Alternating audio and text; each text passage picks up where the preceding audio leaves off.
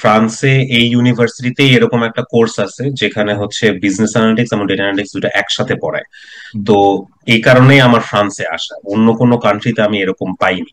তো যেহেতু পাইনি, আমার এই কান্ট্রিটাই আসাটা আমার জন্য বেস্ট ছিল অপশন হিসেবে। আসসালামু আলাইকুম everyone, welcome to another video from bright life consultancy. আমি ফারহান ইশরাক আহমেদ। আজকে একটি নতুন ভিডিও নিয়ে এসেছি। আজকের ভিডিওতে আমার সাথে যে স্ক্রিন শেয়ার করছে আমাদেরই একজন স্টুডেন্ট। সে তার উচ্চশিক্ষা অথবা স্টাডি অ্যাব্রড এর জন্য ফ্রান্সে গিয়েছে এবং তার সাথে আমরা আসলে ডিসকাস করব এবং জানতে পারবো যে তার জার্নিটা কিরকম ছিল এবং কিভাবে সে গিয়েছে, এগুলো সবকিছু জানবো। সো আমাদের সাথে আছে Tanvir Rubayet. Hello Tanvir Rubayet, how are you doing? Hi ভাইয়া, কেমন আছেন আপনি? এই তো আমিও ভালো, আলহামদুলিল্লাহ। আচ্ছা, এখন তুমি মানে কোথায় আছো? তোমার কি প্রোগ্রামে গিয়েছো? ইউনিভার্সিটি কি, ডিউরেশন, এটা যদি একটু ব্রিফলি বলতে। আহ, ভাইয়া, আমি এখন আছি কারেন্টলি ইন রেন্স, ফ্রান্স। তো এটা একটা শহর, মানে প্রায় 1.5-2 ঘন্টা দূরে প্যারিস থেকে। তো আমি এখন পড়াশোনা মানে আমার স্টার্ট হবে ক্লাস 15 তারিখ থেকে হচ্ছে রেন স্কুল অফ বিজনেসে। আমি আচ্ছা। মাস্টার্স করতেছি হচ্ছে ডেটা অ্যান্ড বিজনেস অ্যানালিটিক্স। আচ্ছা, আর প্রোগ্রামটা কত দিনের বা কত ইয়ারের? প্রোগ্রামটা 2 বছরের। 2 বছর। আচ্ছা। জি। আহ আর একটু ডিটেলসে যাওয়ার আগে তোমার সম্পর্কে যদি একটু বলতে, যে তোমার পাস্ট এডুকেশন বা ক্যারিয়ার কি ছিল বাংলাদেশে। জি ভাইয়া। আম, আমি নর্থ সাউথ ইউনিভার্সিটি থেকে গ্রাজুয়েট করেছি। আচ্ছা। আমার গ্রাজুয়েশন ছিল হচ্ছে বিবিএ তে। মেজর করেছিলাম ম্যানেজমেন্ট ইনফরমেশন সিস্টেমস। তো আমার গ্রাজুয়েশন ডেট হচ্ছে 2019। এর আগে আমি মানে অনেক কাজ টাজ করেছি, বাট ওগুলো পার্ট টাইম জবস ছিল। এরপরে গিয়ে আমি যখন ফুল টাইম জবে ঢুকি, আমি বাংলাদেশে কাজ করি টিল 2025। একদম 2019 থেকে 2025 পর্যন্ত টানা কাজ করছি। তো আমি আমি ছিলামই হচ্ছে টেক ইন্ডাস্ট্রিতে, মার্কেটিং ইন্ডাস্ট্রিতেও কাজ করেছি কিছুদিন। আম, 6 বছরের, প্রায় 6 বছরের এক্সপিরিয়েন্স নিয়ে তারপরে মাস্টার্স করতে এখানে আসি আর কি। আচ্ছা। সো এখন একটু মানে ওই কোয়েশ্চেন্স গুলা করবো যেগুলা আমাদেরকে স্টুডেন্টসরা অনেক সময় আস্ক করে থাকে, যে এবং অনেক সিলি কোয়েশ্চেন যদিও, তারপরে এটা আমরা অনেক পাই যে আইএলস কি তোমার part of your admission requirement ছিল কি? হ্যাঁ ভাই, আমার জন্য অ্যাডমিশন রিকোয়ারমেন্ট ছিল, কারণ আমার কোর্সটা ইংলিশেই হবে। হুম। এটা course to course I think vary করে, বাট মানে মেজরিটি কোর্সেস গুলো যেগুলো ইংলিশে, ওখানে আইএলটিএস লাগবেই। আচ্ছা। সো স্টুডেন্টস, আপনারা জানলেন যে আইএলটিএসটা ইজ অলমোস্ট লাইক ম্যান্ডেটরি একটা রিকোয়ারমেন্ট অ্যাপ্লিকেশনের ক্ষেত্রে। আচ্ছা, আরেকটা কোয়েশ্চেন যেটা আমাদেরকে করে থাকে, ইটস নট দ্যাট সিলি, এটা আসলে অনেকেই জানতে চায় যে টিউশন ফিটা কিরকম। আহ, অন্যান্য ইউনিভার্সিটিতে ডিফারেন্ট হতে পারে, but in your case tuition ফিটা কতটা? আমার কেসে টিউশন ফিসটা ভাইয়া হচ্ছে 20,000 ইউরোস। বাট আমি একটা স্কলারশিপ পেয়েছি, সো এই কারণে আমারটা একটু কম, আমি 10% স্কলারশিপ পাওয়াতে আমারটা একটু কম হয়েছে। বাট আমার ফুল ফ্লেজেড পুরোটা হচ্ছে 25,000 ইউরোজ এর মতন হবে। আমারটা জাস্ট 20,000 ইউরোজ আসতেছে। আচ্ছা। তো আপনারা এটা যারা ইউরোতে জানলেন, ইউরো থেকে প্লিজ কাইন্ডলি কনভার্ট করে নেবেন, বিকজ বাংলাদেশে কারেন্সি অনেক সময় ফ্ল্যাকচুয়েট করে। সো এই ভিডিও হয়তো যে যে সময় দেখবেন হয়তো কারেন্সির সাথে নাও ম্যাচ করতে পারে। সো আসলে টিউশন ফি খুব একটা বেশি চেঞ্জ হয় না, হলেও অনেকদিন পর পর হয়, but Bangladeshi currency might change. আচ্ছা, আরেকটা কোয়েশ্চেন যেটা যে why did you choose France as your study destination? অন্যান্য ভাই, কান্ট্রিগুলো। ফ্রান্সের বিষয়টা হচ্ছে জাস্ট ফ্রান্স না, আমার বিষয়টা ছিল ভাই, আপনি ভালোভাবে জানেন, আমি একদম ফার্স্ট এর থেকেই আমার ছিল যে আমি বিজনেস অ্যানালিটিক্স বা ডেটা অ্যানালিটিক্স নিয়ে পড়বো। আমার সেট গোলই ছিল এটা, আমি অন্য কিছু নিয়ে চিন্তা করি নাই। তো আমি যেহেতু আম ফ্রম আ বিবিএ ব্যাকগ্রাউন্ড, আমার জন্য ডেটা অ্যানালিটিক্স নর্মাল না, আমাকে দিবে না কেউ, বিকজ এটা সিএস গ্র্যাড মানে কম্পিউটার সায়েন্স গ্রাজুয়েটদেরকেই দেয়। তো আমার এমন একটা কিছু দরকার ছিল যেখানে আমি হচ্ছে বিজনেস অ্যানালিটিক্সও পাচ্ছি, আবার ডেটা অ্যানালিটিক্সও পাচ্ছি, যেন আমি স্পেশালাইজেশন ফিল্ডে যেতে পারি। হুম। তো তখন আপনারা আমাকে হেল্প করেছিলেন যে এখানে মানে ফ্রান্সে এই ইউনিভার্সিটিতেই এরকম একটা কোর্স আছে যেখানে হচ্ছে বিজনেস অ্যানালিটিক্স এবং ডেটা অ্যানালিটিক্স দুটো একসাথে পড়ায়। হুম। তো এই কারণেই আমার ফ্রান্সে আসা, অন্য কোনো কান্ট্রিতে আমি এরকম পাইনি। তো যেহেতু পাইনি, আমার এই কান্ট্রিটাই আসাটা আমার জন্য বেস্ট ছিল অপশন হিসেবে।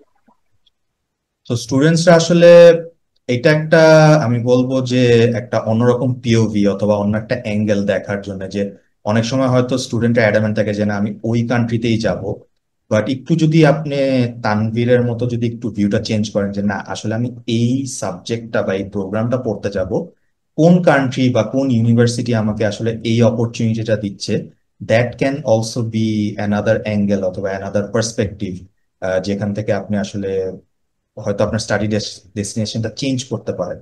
সো অ্যাডামেন্ট থাকা আমি বলবো ইটস নট ওয়াইজ অলওয়েজ, একটু ফ্লেক্সিবিলিটি রাখা উচিত, সো দ্যাট হয়তো আপনার কান্ট্রি আপনি ম্যাচ না হলেও আপনার এন্ড গোল যেটা আপনি যে প্রোগ্রামে পড়তে যাচ্ছেন সেটা আপনার ফুলফিল হলেও আপনি হয়তো আপনার ক্যারিয়ারে অনেকখানি এগিয়ে যেতে পারবেন। আরেকটা একটু কোয়েশ্চেন যে আমরা কি কোনো টাইপের হেল্প করেছি অ্যাজ ব্রাইট লাইফ কনসালটেন্সি, কোনো টাইপের হেল্প হ্যাঁ করতে ভাইয়া, পেরেছি কিনা এটা এবং তো মানে without even any mentions, because আমার যখন আমি স্টার্ট করি চিন্তা করা যায় মাস্টার্স এর জন্য, এটা একটু ছোট ব্যাকগ্রাউন্ড দেওয়াটা ভালো। আপনাদের সাথে আমার পরিচয় হয় মনে হয় 2021-এ বা 2020 লাস্টের দিকে। তো আমি তো তখন হচ্ছে ফিনল্যান্ডে পেয়েছিলাম, আমি বিজনেস অ্যানালিটিক্স পেয়েছিলাম, আর ফিনল্যান্ডে তখন আমি যাই নাই বিকজ আমি কেরিয়ার আর একটু গ্রো করতে চেয়েছিলাম। তো আমার সাথে আপনাদের কাছে কথাই ছিল যে ভাইয়া, কান্ট্রি আমার জন্য ম্যাটার করে না, আমার ম্যাটার করে সাবজেক্ট, আমাকে আমাকে সাবজেক্ট ম্যানেজ করবে, আমি কান্ট্রি নিয়ে আমার কোনো চিন্তা নেই। এখন আপনারা যেভাবে আমাকে হেল্পটা করছেন, এটা was very good for me, because আপনারা ওই সাবজেক্ট নিয়ে আমাকে মাল্টিপল কান্ট্রি থেকে আমাকে বের করে নিয়ে আসেন, যে ইউনিভার্সিটি আছে ইউনিভার্সিটি আছে। I remember in the initial days আপনারা রাশিয়া পর্যন্ত গেছিলেন, ওখান থেকেও আপনারা বের করে নিয়ে আসছিলেন যে রাশিয়ার এই ইউনিভার্সিটিতে এই সাবজেক্টটা দিচ্ছে, which is very good for me, because তখন আমি কম্পেয়ার করতে পারি যে হ্যাঁ আমার এই সাবজেক্টের মডিউলের সাথে মানে ওই ইউনিভার্সিটির সাথে এই ইউনিভার্সিটি আমার মডিউলটা কতটুকু ডিফারেন্ট, আমি কি কি শিখতে পারতেছি এবং এটা কোথায় প্র্যাকটিক্যালি আমি ইউজ করতে পারবো। তো এই জায়গাটা থেকে আপনারা আমাকে বেশ হেল্প করছেন, বিকজ এটা একা একা আমার জন্য এতগুলো কান্ট্রি করাটা ইম্পসিবল হয়ে যেত। তো এটার জন্য of course I am extremely grateful যে আপনারা এটা আমাকে করে দিচ্ছেন তখন। এন্ড পরে অফকোর্স আদার অ্যাডমিনিস্ট্রেটিভ ফরম্যাটস যেখানে কি কি লাগতো না লাগতো, ওগুলো তো আপনারা টাইম টু টাইম আমাকে হেল্প বলছেন করতে বা আমাকে হেল্প করছেন করে দিতে, সো এই জিনিসগুলো তো ছিলই। It's like really great to hear it from you. আর আসলে তেমন কোনো কোয়েশ্চেন নাই, বাট একটা লাস্ট, এটা আসলে কোয়েশ্চেন না, এটা মোর লাইক টিপস আর সাজেশনস যে ফিউচারে যারা বাংলাদেশ থেকে উচ্চশিক্ষায় যাবে, অনেকে অনেক কান্ট্রিতে যায়, বাট ফ্রান্সে গেলে what would be your suggestions or guidelines যারা যেতে চাচ্ছেন? ফ্রান্সে আসলে এখন ব্যাপারটা হচ্ছে কি, মানে বাংলাদেশের সাথে যদি এখন মানুষজন এখানকার লাইফস্টাইল কম্পেয়ার করে, হুম, আকাশ আর পাতাল তফাৎ। মানে আমি এটা বলে বুঝতে পারবো, কালকে আমার সাথে একজনের পরিচয় ছিল, সে বলছিল যে what is the biggest difference hmm, between Bangladesh and France, তো আমি বলছি এভরিথিং।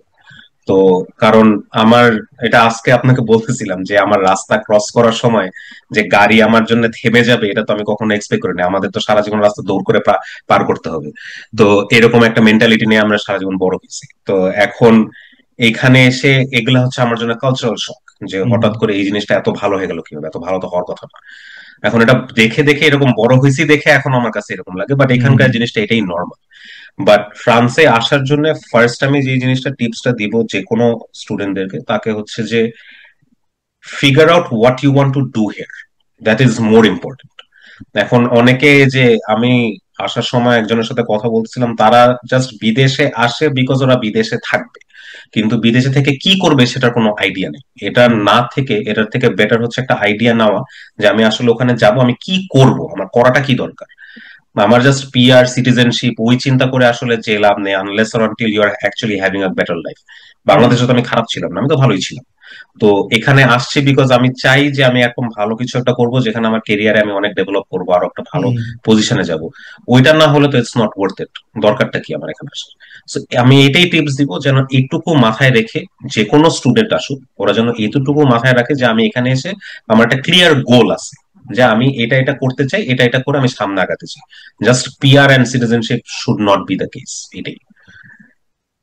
সো স্টুডেন্টরা যারা এই লাস্টের পার্টটুক শুনলেন, এটা একটু মাথায় রাখবেন, কজ আমরা তো এগুলা বলি, তারপরেও যে স্টুডেন্টরা যারা ক্লিয়ার গোল নিয়ে আসে তাদের আসলে পার্সপেক্টিভটাই ডিফারেন্ট থাকে। এবং আগের যে কোয়েশ্চেনে যেরকম তানভীর যেরকম বললো যে আসলে কান্ট্রিটা তার কাছে ম্যাটার করে না, তার কাছে আসলে প্রোগ্রামটা বা প্রোগ্রামের যে গ্রাজুয়েশনের পরে যে আউটকামটা ওইটা আসলে অনেক বেশি ম্যাটার করে।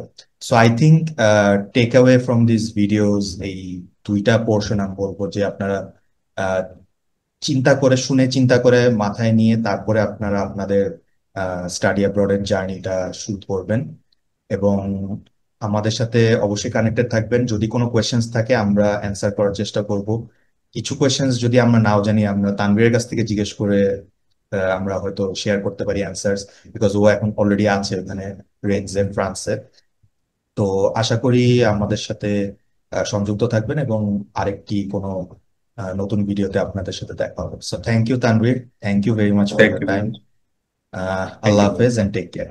আল্লাহ হাফেজ। ওকে ভাইয়া, আল্লাহ হাফেজ।